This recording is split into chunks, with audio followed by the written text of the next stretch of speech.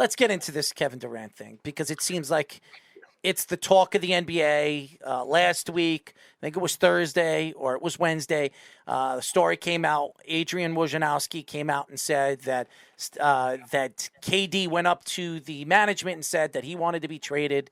A lot of people blame Sean Marks.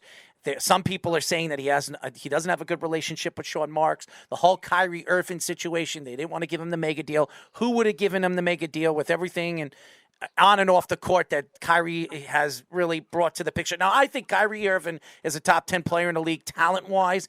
I just think he's a crazy SOB, and he just doesn't know when to keep his mouth shut. And every time his mouth opens up here in New York, it seems to come out in a spree well, if you know what I mean, where it just doesn't stop spinning. It just keeps on spinning and spinning and spinning. Too bad the earth is not flat. So let's just get to that. But what are your thoughts with this story? Now, the two teams that a lot of people believe are the lead teams to get him. It's Miami.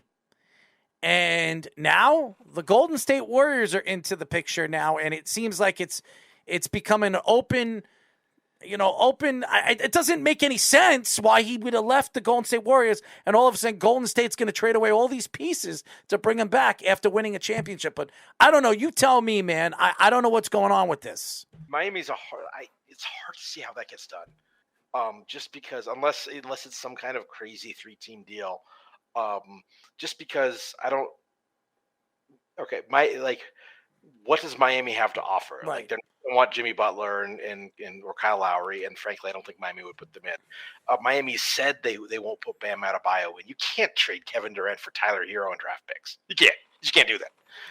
And even if Miami decided they wanted to put Bam Adebayo in because both he and Ben Simmons signed the designated rookie extension, like Brooklyn can't have both of them on their team, right?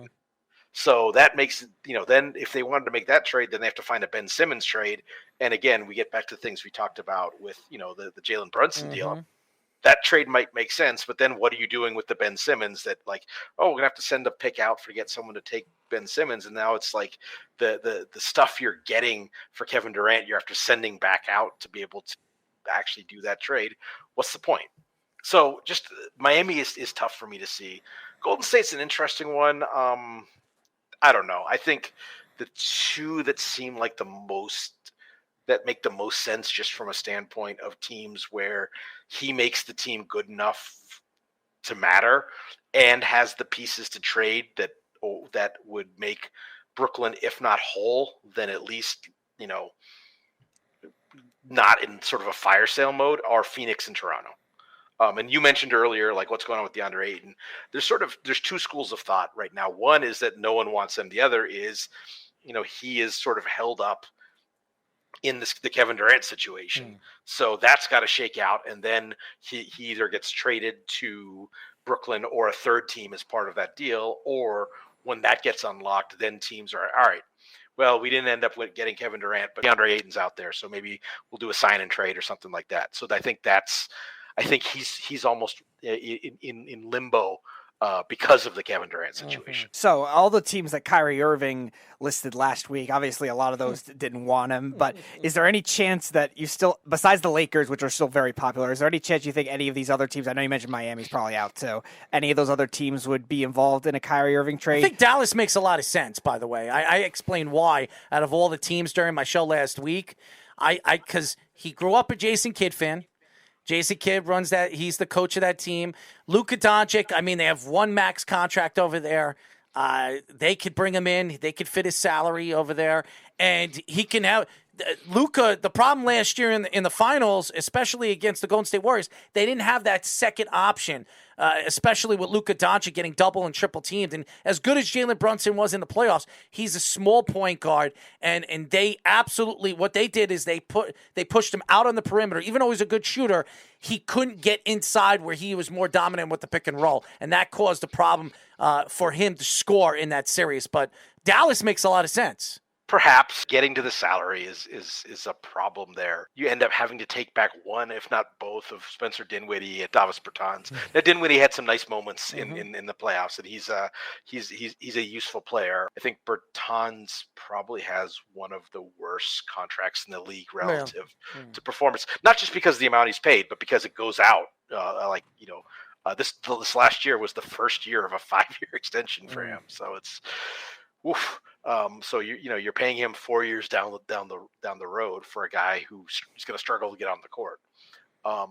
So again, that gets back to the sort of the similar thing as we get those two to make the money work. Now, what makes me want to do that if I'm Brooklyn? So yeah, I think there are reasons why it makes sense for Dallas, but why does Dallas make sense for Brooklyn is the harder one to see. Also, for Kevin Durant, is there any shot that you think that they could get traded together and still play, or do you think it's a done deal that they're splitting no matter what? That's a lot. I mean, again, the matching salary is the hard part there. What team can get to the amount they need to make that trade legal and still have enough of a team the left Hornets to make it work?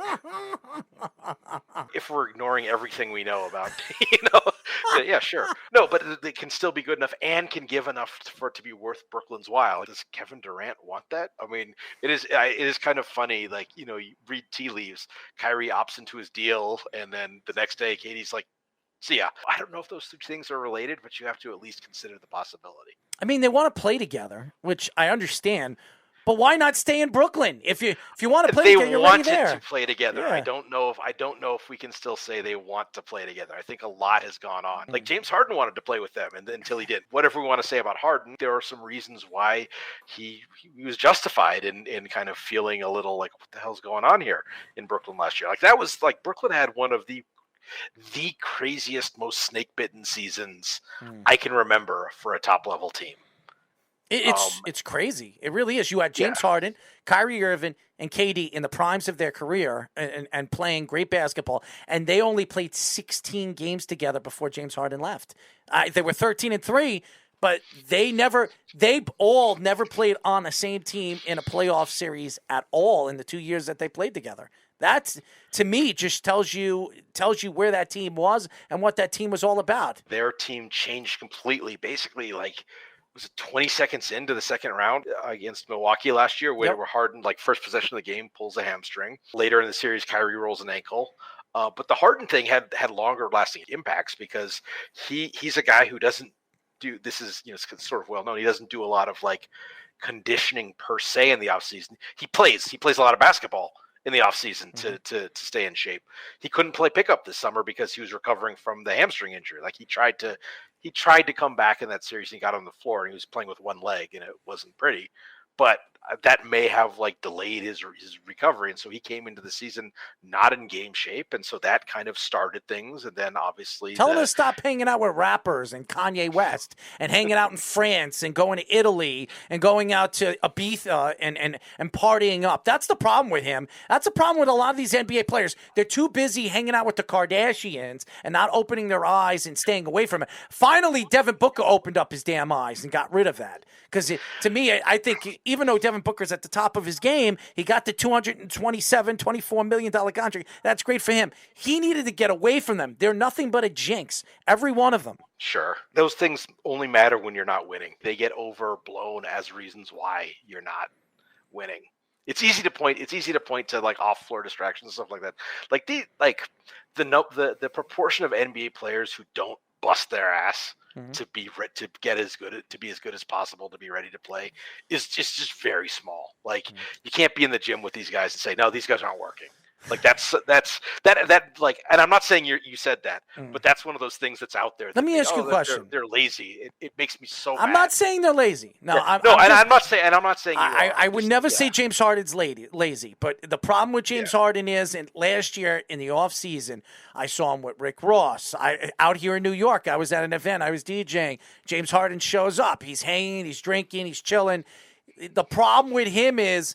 And it's been a problem with him in his career. And he's even when he went from lapsing from OKC to Houston, a lot of people said that he was partying during playoff games, during the playoff series. I forget what series it was when he was in Houston.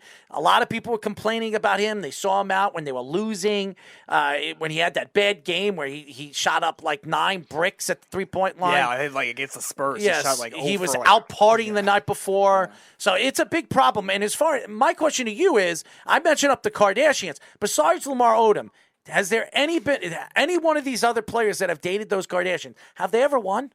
Honestly, have they ever won? And the answer is no. So it has to tell you one thing. They're nothing but a jinx. Get away from them. Keep their Hulu Kardashians away from these NBA players. Unless James Harden wants to call himself the Harden Factor and he wants to make his own TV show on Hulu. I mean, it's ridiculous. It's embarrassing. I think James Harden is a fabulous talent. I think he's a wonderful talent. The problem with James Harden over the years, and I'll say it again, I'll say it over and over again, the guy just parties too much. Too much. And he needs to, being that he's trying to build a legacy for himself, and I know that's what he's trying to do, you need to win to build a legacy.